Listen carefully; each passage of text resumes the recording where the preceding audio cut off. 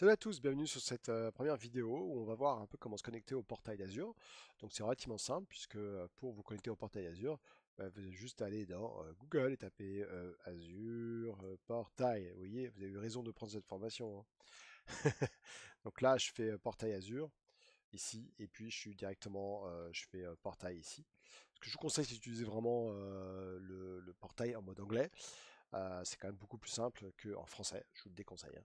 Donc ici, vous pouvez à n'importe quel moment aller ici dans le portail Setting, aller dans Langage et Région, puis choisir la langue que vous voulez, aucun souci.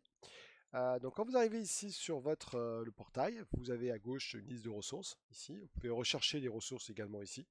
Donc par exemple, je suis intéressé par du SQL, je tape SQL. Je suis intéressé par 2016 serveurs, ben, j'aurai 2016 serveurs.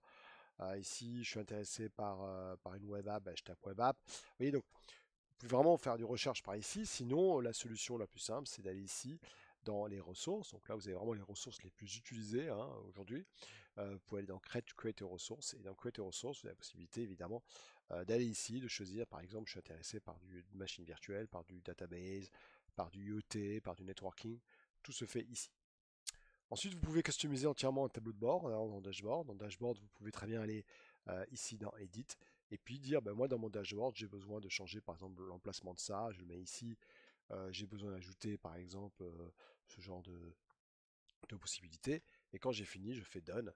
Je peux même le partager avec quelqu'un si je veux. Vous voyez, donc share, c'est quand même pas mal ici. Voilà. Donc ça c'est mon ça c'est mon dashboard. Je peux mettre un auto refresh à 30 minutes par exemple. Voilà, donc je reviens ici. Donc ça, c'est vraiment le portail Azure. Dans le portail Azure, il y a quelque chose qui est vachement sympa, c'est le Cloud Shell. Donc le Cloud Shell, c'est une solution qui vous permet, en créant un storage de 5 gigas automatiquement, d'accéder à du Bash ou à du PowerShell. Donc le Bash, ça, on va en parler juste après dans l'autre vidéo. Mais en tout cas, c'est ce qu'on appelle le CLI. Et le PowerShell, bah, c'est PowerShell. Donc c'est des commandes PowerShell. Si vous n'êtes pas très à l'aise avec PowerShell, ce que je vous conseille, c'est d'aller sur mon site fluctuationit.com. Et puis là, vous aurez une formation, une vidéo complète sur PowerShell pour les débutants. Ici, dans les cours vidéo, vous voyez PowerShell avancé. Et puis vous avez la même chose pour PowerShell pour débutants. Elle doit se trouver ici à la deuxième page. Donc si vous êtes intéressé, vous pouvez toujours suivre ma formation sur PowerShell pour débutants qui doit être à l'autre page ici. Enfin bon, vous avez compris dans cette page là, donc PowerShell pour débutants. N'oubliez pas que vous pouvez également, si vous voulez, eh bien, accéder à, comment dire,